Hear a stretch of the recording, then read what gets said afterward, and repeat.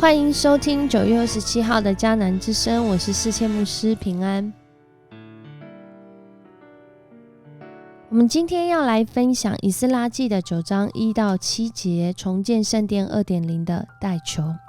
如果所罗巴伯带领第一批以色列人回到耶路撒冷建圣殿，这我称之为重建圣殿 1.0 的话，那以斯拉从以斯拉记的第7章开始，带领第二批以色列人回到耶路撒冷，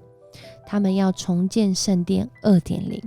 重建圣殿的敬拜制度，重建圣殿上帝心意律法当中要他们如何生活，也是重建他们自己的生命，再次来聚焦，再次来回转，再次来敬畏上帝。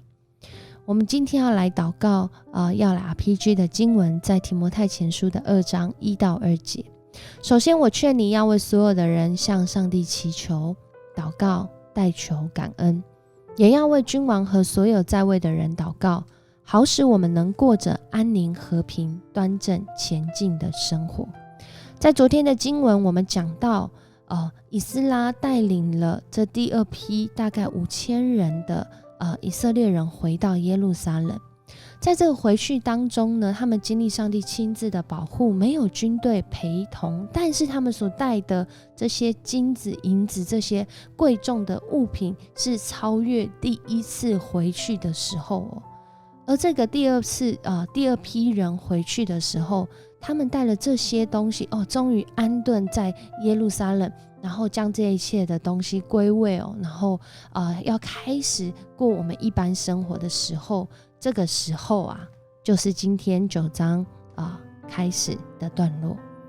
由以色列人的领袖来告诉以斯拉说，以色列人民祭司和利未人并没有跟这些其他国家的人来隔离，他们仿效那些人做同样可恶的事，他们为自己还有自己的子孙娶了外国女子。这是一个表达说，他们不仅是敬拜上帝，他们不仅是活在这个以色列人的文化当中，他们也活在异教的文化当中。所以在这样的一个经文里面，更让人觉得很警醒的是，这其中在做这些事的人是谁呢？是领袖和官长。从领袖官长开始一路往下，大家都在做可能在当时甚至在现在是得罪上帝的事。听到这样的话，辛辛苦苦想尽办法，祈求再祈求，找人再找人，禁食祷告，终于花了这么久时间回到耶路撒冷，要重建这个敬拜，要重建上帝的律法在人们当中的以斯拉该怎么办呢？我们刚刚 RPG 祷告的经文就有讲到，首先我劝你要为所有的人向上帝祈求、祷告、代求、感恩。以斯拉就在这样的境况当中，面对到在以色列人里面的生活已经开始背离神，或者我们说是背离神有一段很长的时间。要怎么恢复敬虔的生活？要怎么恢复敬拜的生活？要怎么恢复人对上帝律法遵行的价值观？我想是以斯拉，也是今天在教会当中的你我，面对到世俗价值观的冲击的时候，我们的挑战，甚至是我们的困境，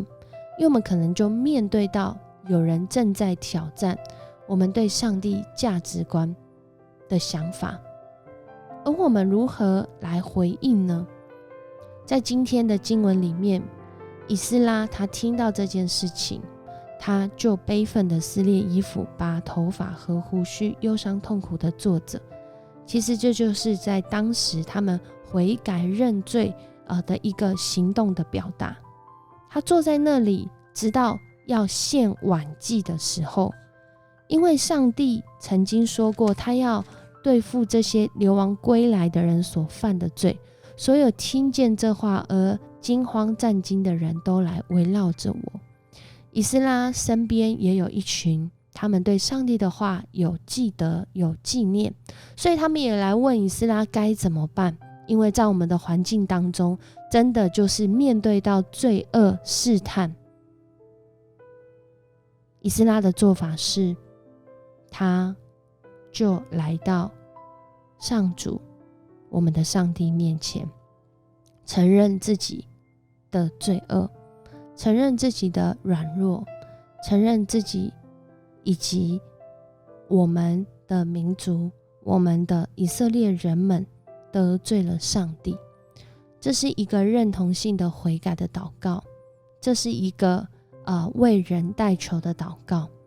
这也是一个在神的面前来寻求帮助的祷告。而今天的祷告就讲到这里，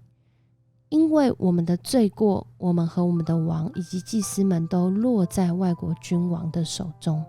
我们过去被屠杀掠夺，像囚犯被掳走，受尽侮辱。到今天，虽然我们归回了，可是我们的心还没有归回啊。或许我们的心仍在过去的那个事件当中，仍在过去的那个伤痛当中，仍在过去那个没有办法饶恕跟和好的状态当中。所以弟兄姐妹，其实祷告是真的很重要。祷告不仅跟自己有关，也跟众人有关。我就举我们每一个礼拜三迦南教会，我们8点都在我们的教会有祷告会。在这个祷告会里面，透过祷告的事项，我们就可以来发现，祷告真的不仅是关乎个人的事，也是关乎万民的事。我们会为国际情势来祷告，因为整个国际情势影响的不仅是我们的国家，也影响到我们自己的生计，不是吗？我们也为国家祷告，为我们的政权，为我们的国家能够行公义、好怜悯，为我们的国家的这些执政掌权者能够认识上帝的心意，以至于不会像以斯拉那个时代当他们已经回去，但他们的以色列人们仍然过着另外一种生活。我们要为疫情冲击的商家和这些辛劳的防疫人员来祷告，因为我们很清楚知道，我们的被供应以及我们有能力来过平静安稳的生活，是因着我们后面有一群保护我们、供应我们，甚至给我们机会支持我们的人。我们也要为教会的群体和个体的身心灵来祷告当我们这样来祷告的时候，我们的肢体健康刚强，我们就容易被扶持。不管是我们要一起进行的事工，或者是我们寻求合一，或者是我们寻求一起来做一些什么样的事情的时候，我们的身心灵是健康的，我们所带领的人，我们身边经历的人，他们也能够经历到神的健康同在他们的身上。所以代求的祷告、悔改的祷告，其实是从我们自己开始，寻求如何活出上帝对我们的心意。就好像今天 RPG 的这段经文，当我们在为整个大环境的事件或者是状态祷告的时候，其实那也是在为我们自己祷告。因着这个环境平安，我们才能过那平安的生活，不是吗？因着我们的环境有和平，有上帝的保守，有上帝的心意，当每一个人去寻求上帝的心意，去活出那个敬虔的生活的时候，我们的这些环境还会有这么多的罪恶吗？我相信还是会有那个得罪神，还是会有那个让人听了觉得忧伤的消息。然而因着寻求上帝的人，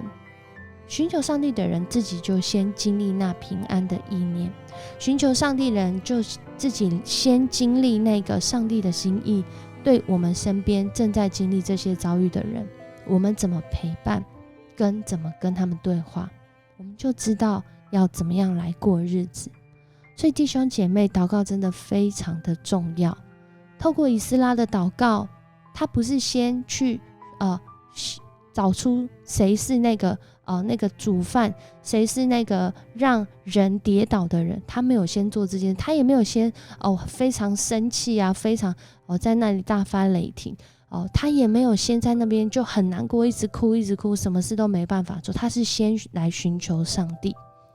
这对我们是一个很重要的提醒。当我们面对到整个环境不如人的心意，甚至我们面对到上帝我们觉得这个环境的价值观真的有很多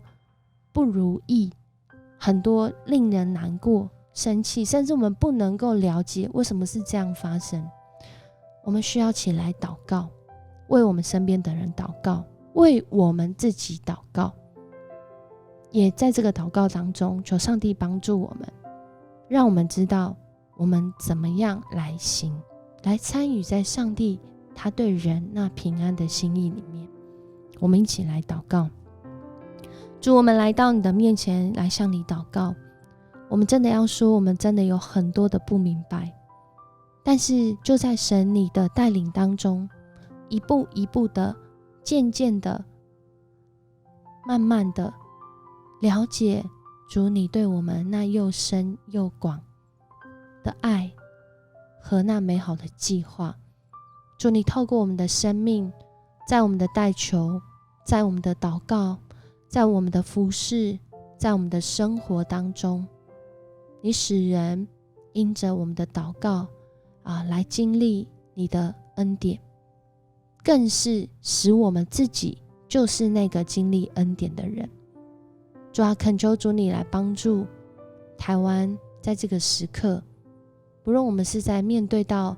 这地震频繁的发生，面对到这个疫情似乎有很多的隐忧，面对到长期这几年通货膨胀所带来的生计上的挑战，面对到这个开学之后许多学生还有家长真的是心有很多焦虑不安。主，我们恳求主你来帮助我们，帮助我们明白你对我们的心意，我们就知道如何来生活，帮助我们领受从你来平安的意念，好叫我们所做的每一件事情，主，我们都走在你的心意当中。谢谢你与我们同在，谢谢你也透过以斯拉他的行动，让我们看见当我们要回应神你心意的时候，这是一个更需要祷告，更需要寻求上帝你的心意，我们如何来行的时候。谢谢你与我们同在，也应许我们，让我们活在主你应许的应验里面。当我们要这样子去得到这个应许的时候，也让我们有勇气，有毅力，有信心，站立在主你所给我们的位置上，使我们每一步都与主来同行。这样祷告，奉主耶稣的名求，阿们。很高兴今天跟你一起分享迦南之声，愿上帝兴起你，在你的生活中成为那个为人代祷的以斯拉，也让人因着你的祷告，让你自己更是在这其中来经历上帝平安，上帝丰盛赐福，上帝医治恢复的意念。我是世界牧师，我们明天见。